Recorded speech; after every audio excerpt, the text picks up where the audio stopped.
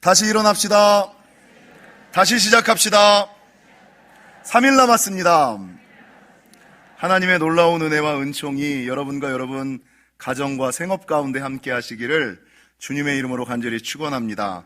특세가 뒤로 가면서 예배하고 빨리 돌아가는 친교와 교제가 좀 이렇게 늦어지니까 너무 빵을 많이 드시니까 속이 부대끼셔서 이제는 토스트가 지겹다. 그래서 오늘은 호빵을 준비했습니다. 야채 호빵, 팥호빵, 피자 호빵도 있으려나요?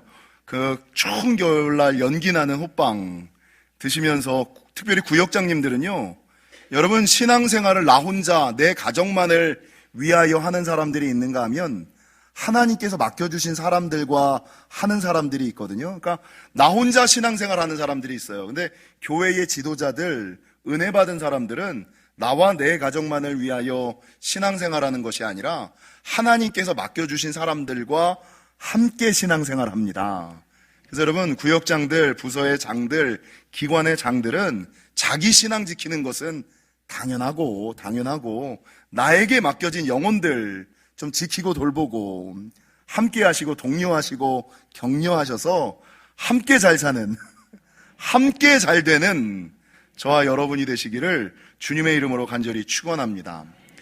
여러분, 오늘은 성도에 관한 말씀을 좀 나누고자 합니다. 제가 예전부터 자주 말씀드린 것 가운데 한 가지는 무엇이냐? 왜 세상 사람들, 믿지 않는 사람들이 교회와 성도들에 대한 인식이 바뀔까? 교회를 바라보는 눈, 성도를 바라보는 눈, 더 나가면 하나님을 바라보는 눈이 점점 나빠져요. 여러분, 80년대 이전, 90년대 이전에는 교회를 향하여, 성도들을 향하여 세상 사람들이 어떻게 평가했냐면, 야, 교회는 달라. 성도는 틀려. 그 사람 집사님이잖아. 집사도 아니요. 그 사람 집사님이셨잖아. 집사님이시잖아. 그분 목사님이시잖아. 교회는 달라. 성도는 틀려. 목사님은 하나님과 같은 존재지. 이런 인식들이었거든요. 근데 80년대 지나오고 나면서 이런 교회와 성도들에 대한 인식이 어떻게 바뀌었냐면, 야, 교회도 똑같아. 야, 믿지 않는 사람이나 믿는 사람이나 무슨 차이가 있어. 야, 목사도 사람이야. 이런 인식을 가지고 살아가요. 그러다가 여러분, 2000년대 지나 세상 사람들이 교회와 성도들을 향하여 어떻게 바라보고 있냐면, 야, 교회가 더해. 목사가 더 쓰레기야.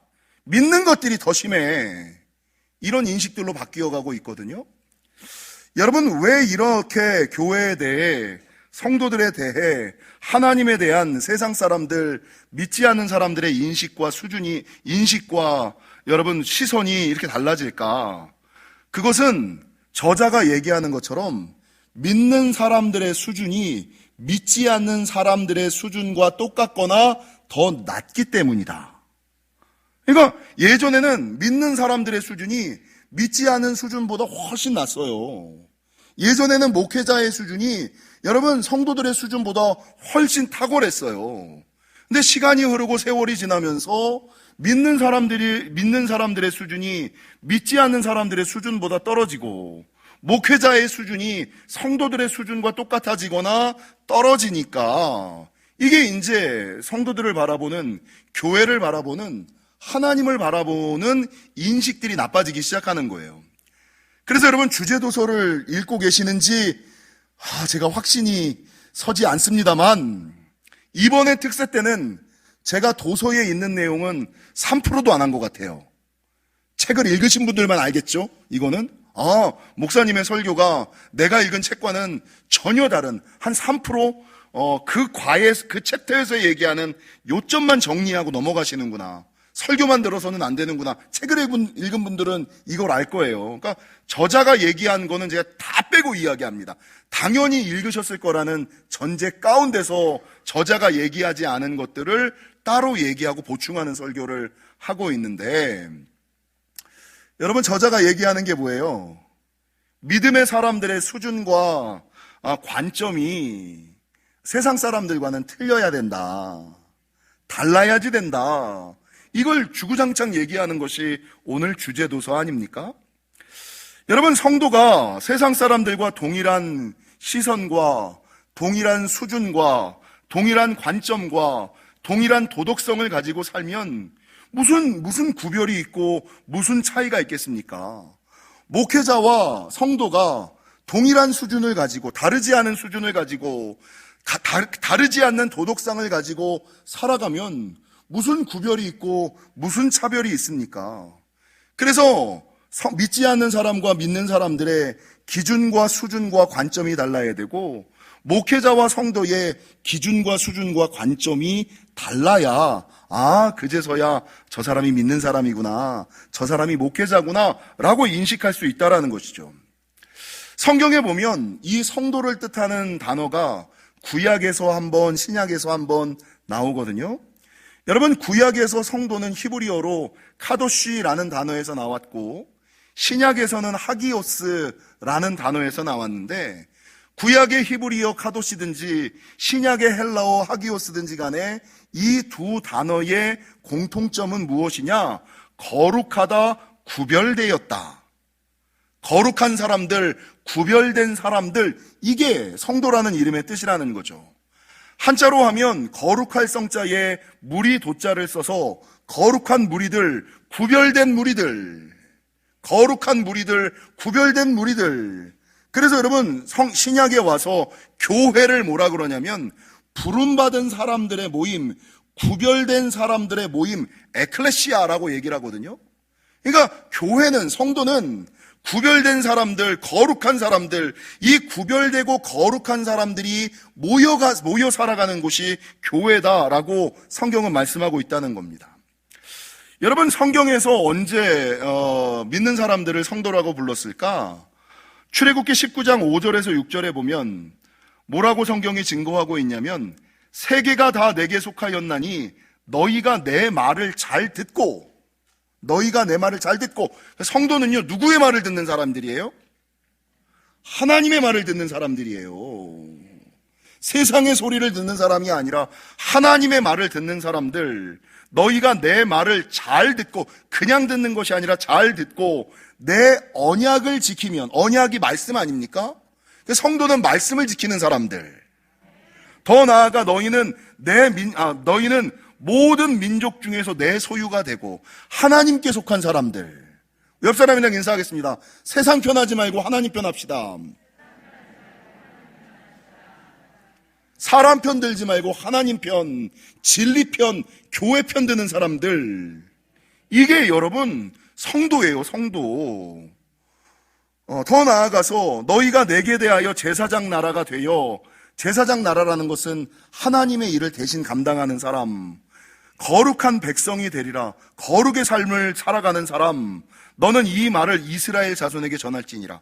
이 출애굽기 19장 15절에서는 하나님의 말을 듣고 하나님의 말씀을 지키며 하나님 편에 서서 하나님의 일들을 감동하며 거룩의 삶을 살아가는 사람들이 성도다 라고 말씀하고 있고, 신약에 와서는 로마서 1장 6절에서 7절에 보니까 너희도 그들 중에서 예수 그리스도의 것으로 부르심을 받은 자, 여기서도 예수님에 속한 사람들, 예수님 편에 선 사람들, 그 다음에 부르심을 받은 사람들.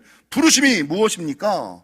사명을 받은 사람들, 거룩의 삶을 살아가는 사람들, 로마에서 하나님의 사랑하심을 받고 하나님의 사랑을 받는 사람들. 사랑받고 계시죠? 예. 하나님의 사랑을 받고 사는 사람들, 성도로 부르심을 받은 모든 자에게 하나님 우리 아버지와 주 예수 그리스도로부터 은혜와 평강이 있기를 원하라. 은혜와 평강을 누리며 살아가는 사람들, 하나님 편에 속한 사람들, 사랑받는 사람들, 부름받은 사람들, 사랑받는 사람들, 은혜와 평강을 누리며 살아가는 사람들, 이게 성도라는 거죠.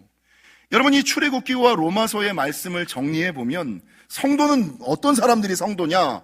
첫 번째, 하나님께 속한 하나님 편. 하나님 편에 속하셔야 돼요. 세상 편에 속하셔도 안 되고, 더 나쁜 것은 중립에 서시면 안 됩니다. 그러니까 세상 사람들은 이 중립에 서는 것이 마치 탁월하고, 누가 옳은지 누가 틀린지 한번 살펴보고 결정할게요. 여러분, 하나님과 세상이 부딪혔을 때 내가 하나님을 판단할 수 있어요? 내가 문제를 하나님의 눈으로 볼 수 있는 능력이 돼요? 안 되죠. 교만이죠.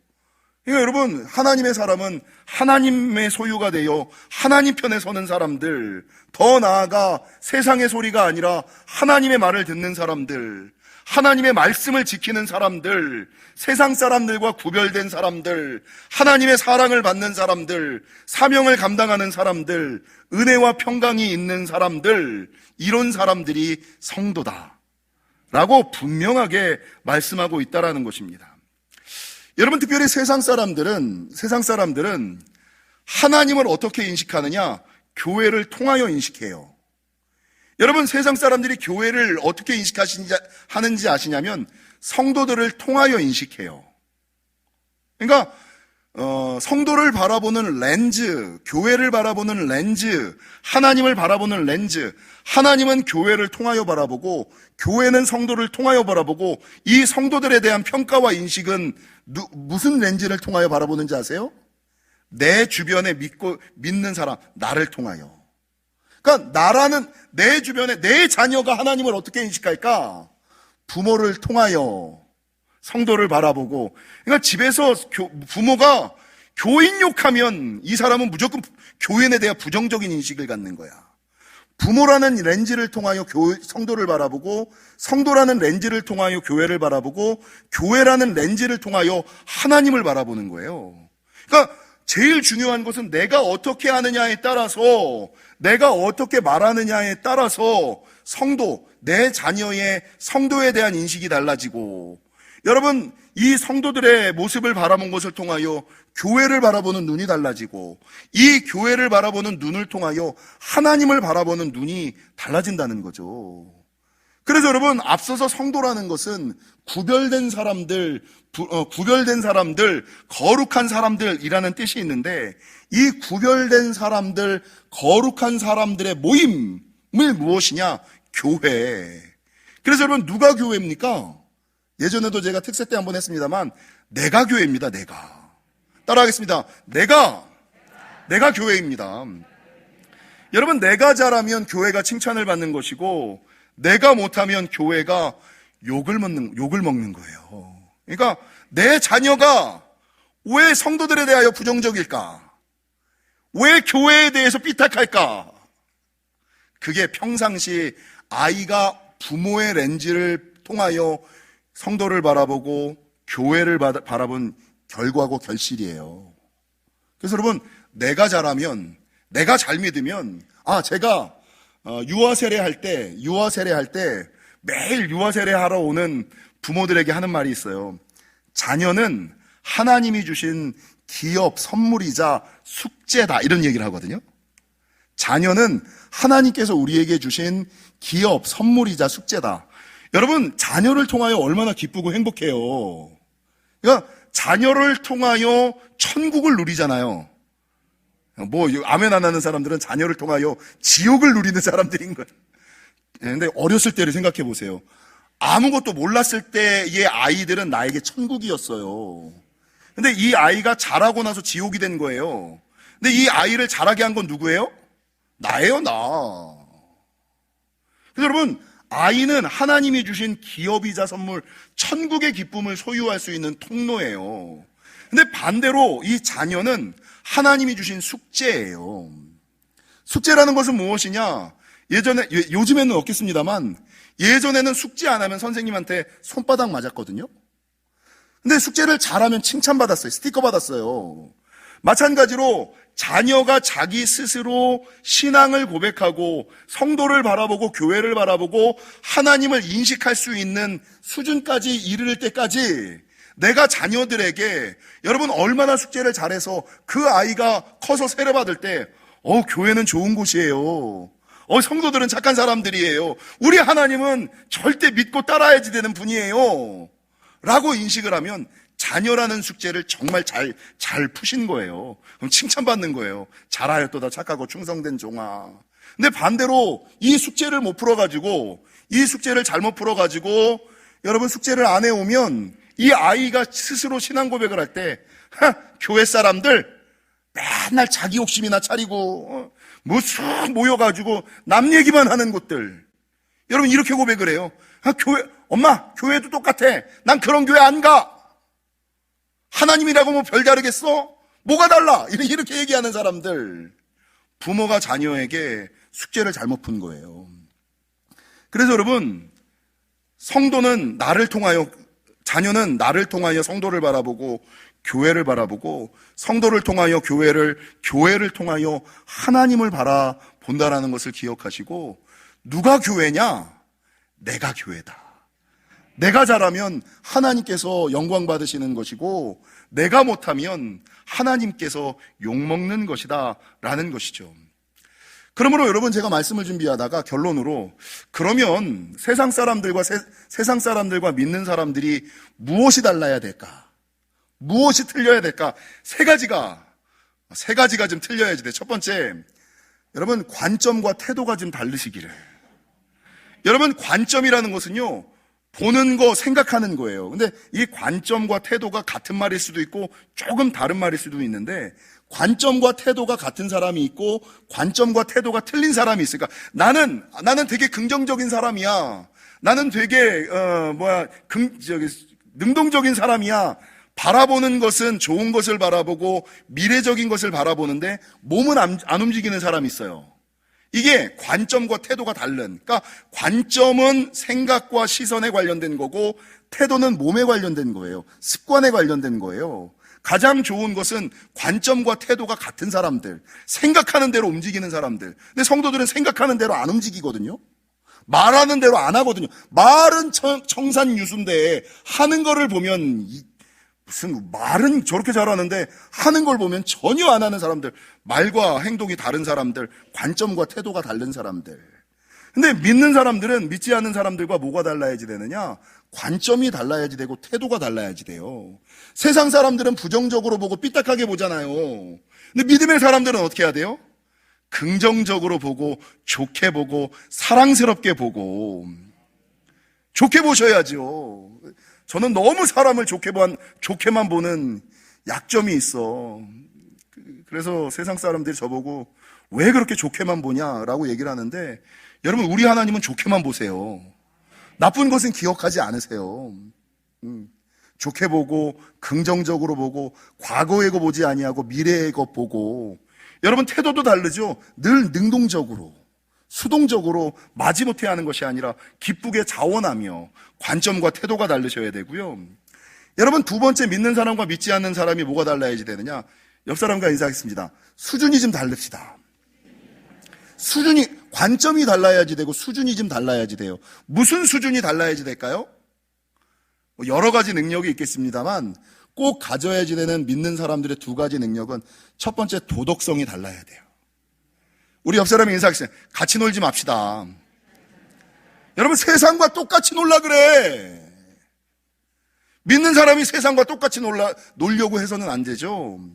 수준이 달라야죠. 도덕성의 수준이 달라야죠. 또 무슨 수준이 달라야지 되느냐? 절제력의 수준이 달라야지 돼요. 절제력. 그러니까 사람들은 욱하면 그냥 해. 믿는 사람들은 욱한다고 그냥 하면 안 되죠. 그래서 관점이 달라야지 되고 수준이 달라야지 되는데, 이 수준은 도덕성과 절제력이에요. 얼만큼 높은 도덕성을 가지고 세상 사람들 다 그러니까 나라고 좀 이게 아니라, 세상 사람들은 다 그렇다 손 치더라도 나는 하나님의 사람이니까, 성도는 그렇다고 하더라도 집사는 그러면 안 되지. 안수 집사는 더 그러면 안 되지. 권사는 더 그러면 안 되지. 장로는 더 그러면 안 되지. 목사는 절대 안 되지. 이 같이 놀면 안 돼요. 같이 놀려면 직분을 받지 말았어야지 돼. 그래서 여러분 관점이 달라야지 되고 수준이 달라야지 돼요. 마지막, 믿는 사람과 믿지 않는 사람이 달라야 되는 게 뭔지 아세요? 기준이 다르셔야 돼요. 여러분 기준이 뭡니까? 세상의 시선과 관점에서 판단하는 것이 아니라, 믿는 사람들의 기준은 뭐예요? 오직 내 뜻, 내 생각, 내 방법, 내 경험이 기준이 아니라 뭐가 기준이어야 돼요? 말씀이 기준이래야죠. 그 어떤 일이 있어도 말씀의 기준을 가지고, 그래서 관점이 달라야지 되고 수준이 달라야지 되고 기준이 다른 사람들, 이게 성도예요. 관점도 똑같고 태도도 똑같고 수준도 똑같고 여러분 기준도 똑같은 기준을 가지고 살아가는 것은 세상 사람과 믿는 사람과 믿지 않는 사람의 구별과 차이가 없는, 그러니까 아유 믿는 것들도 똑같아, 믿는 것들이 더해, 이런 소리 듣는다는 것을 기억하시고, 그러니까 교회가 바뀌어야 돼 이러지 마시고 내가 바뀌면 성도가 바뀌는 거고 성도가 바뀌면 교회가 바뀌는 것임을 기억하시고, 내가 교회임을 기억하시고 관점과 수준과 기준을 달리 하며 살아가시는 저와 여러분이 되시기를 주님의 이름으로 간절히 축원합니다.